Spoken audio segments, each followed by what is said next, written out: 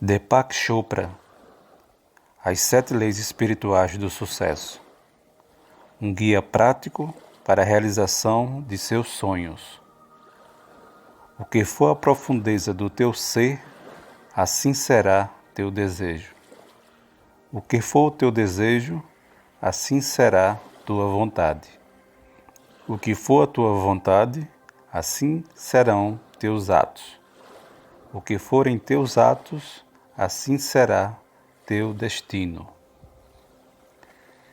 Primeira lei. A lei da potencialidade pura. A fonte de toda a criação é a conscientização pura, a potencialidade pura que busca expressar-se do não manifesto ao manifesto. E quando descobrimos que nosso verdadeiro eu é potencialidade pura, aliamo-nos à força que coordena todo no universo.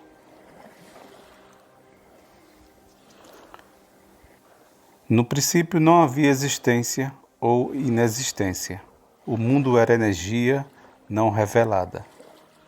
Ele vivia sem viver, por seu próprio poder, e nada mais havia. A primeira lei espiritual do sucesso é a lei da potencialidade pura.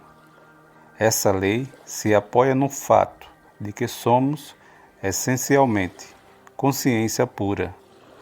Consciência pura significa potencialidade pura. É o campo de todas as possibilidades e da criatividade infinita. Consciência pura é a nossa essência espiritual.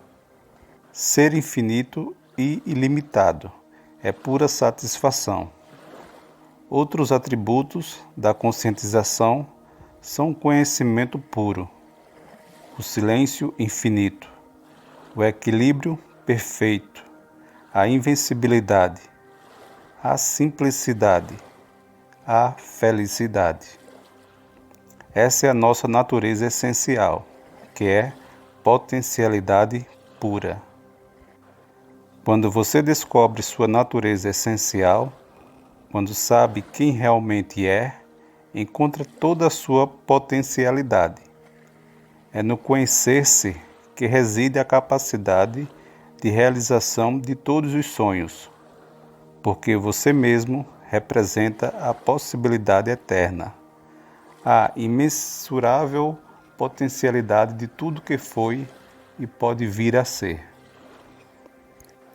A lei da potencialidade pura também poderia ser chamada de lei da unidade, pois sob a diversidade infinita da vida encontra-se a unidade do espírito da pessoa. Não existe separação entre você e esse campo de energia. O campo da potencialidade pura é o próprio eu. E quando você busca a sua verdadeira natureza, o próprio eu, mais se aproxima do campo da potencialidade pura. Na experiência do eu, chamada autorreferência, nosso ponto de referência interior é o espírito e não aquilo que nos rodeia. O seu oposto é o objeto referência, cujo ponto de referência interior é o ego.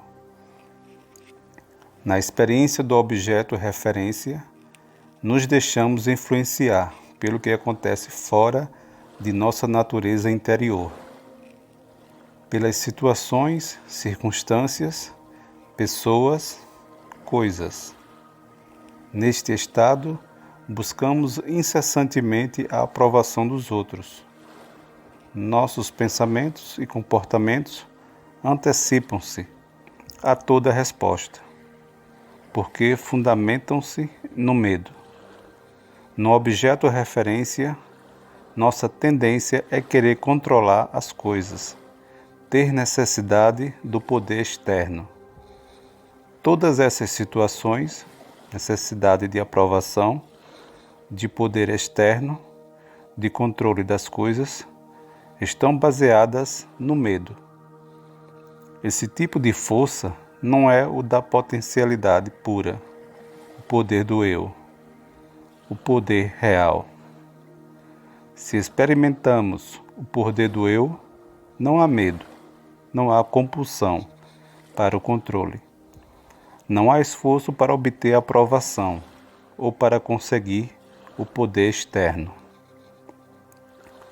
No estado do objeto referência, o ego está em primeiro lugar, mas ele não expressa o que você realmente é. O ego reflete apenas a sua autoimagem, a sua máscara social, o papel que você representa. Sua máscara social necessita de aprovação, de controle, de apoio no poder, porque vive com medo. Seu verdadeiro eu, que é seu espírito, sua alma, está livre dessas coisas. É imune à crítica. Não teme desafios. Não se sente inferior a ninguém, mas também é humilde. Não se sente superior, porque reconhece que todas as pessoas representam o mesmo eu, o mesmo espírito com diferentes faces. Essa é a diferença essencial entre autorreferência e objeto-referência. Na autorreferência, você experimenta seu verdadeiro eu, que não teme desafios, respeita todas as pessoas e não se sente inferior a ninguém. O autopoder é, portanto, o verdadeiro poder. Já o poder assentado no objeto referência é um falso poder. Por estar fundamentado no ego, ele existe enquanto existir o objeto de referência. Se você tem muito dinheiro ou um título, um cargo importante, presidente de um país, presidente de uma empresa, esse poder tão apreciado desaparecerá juntamente com o dinheiro, com o título, com o cargo. O poder baseado no ego, portanto, termina quando acabam essas coisas, assim que desaparecem, seja o título, o cargo, o dinheiro. O poder também desaparece. O autopoder, no entanto, é permanente, porque está fundamentado no conhecimento do eu. O autopoder tem características próprias. Ele atrai não só as coisas que você deseja, como as pessoas que possam lhe interessar. Magnetiza as pessoas, as situações e as circunstâncias que alimentam seus sonhos, apoiando-se nas leis naturais. É também o suporte da divindade, que se encontra no ser um estado de graça. É tão intenso esse poder que você encontra prazer em se ligar às pessoas e elas a você. É o poder do vínculo originado do amor verdadeiro. Como é possível aplicar a lei da potencialidade pura, o campo de todas as possibilidades, em nossa vida rotineira? Se você deseja desfrutar os benefícios do campo da potencialidade pura, se quer fazer pleno uso da criatividade, que é inerente à consciência pura, precisará ter acesso a ela. Uma forma de conseguir isso é se entregar diariamente a momentos de silêncio, praticar a meditação, evitar julgamentos. Viver em contato com a natureza é outra maneira de ter acesso às qualidades inerentes a esse campo. A infinita criatividade, a liberdade, a felicidade. Praticar o silêncio significa assumir o compromisso de reservar uma certa quantidade de tempo para simplesmente ser. Experimentar o silêncio significa afastar-se periodicamente da atividade da fala. Significa também afastar-se periodicamente de atividades como assistir à televisão, ouvir um rádio, ler um livro. Se você nunca se entregar à experiência do silêncio, estará provocando turbulência em seu diálogo interior. Sempre que possível, reserve tempo para experimentar o silêncio, ou assuma o compromisso de manter o silêncio durante um certo período, diariamente. Poderia fazê-lo por 2 horas, por exemplo. Se isso lhe parecer muito, faça-o por 1 hora apenas. Mas tente sempre aumentar este tempo, experimentar o silêncio por um tempo cada vez maior. 1 dia inteiro, 2 dias, 1 semana. O que acontece quando você entra na experiência do silêncio? No início, seu diálogo interior fica mais turbulento. Sente uma necessidade intensa de dizer coisas. Conheci pessoas que ficavam completamente loucas nos primeiros dias em que se comprometiam a estender o período de silêncio. Eram tomadas por uma sensação de urgência e ansiedade.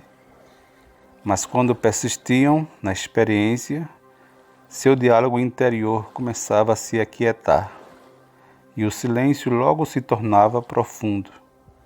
Isso acontece porque depois de um tempo a mente desiste.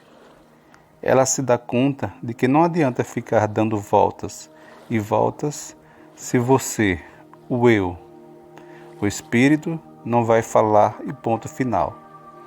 Então, quando o diálogo interior silencia, você começa a experimentar a quietude do campo da potencialidade pura. Continua no próximo vídeo. Continue nos assistindo, nos ouvindo e até a próxima. Se gostou, ajuda o canal a crescer. Se inscreva, dá um gostei e comente. Na descrição do vídeo tem alguns links que podem te ajudar. Vai lá e confere. E até a próxima.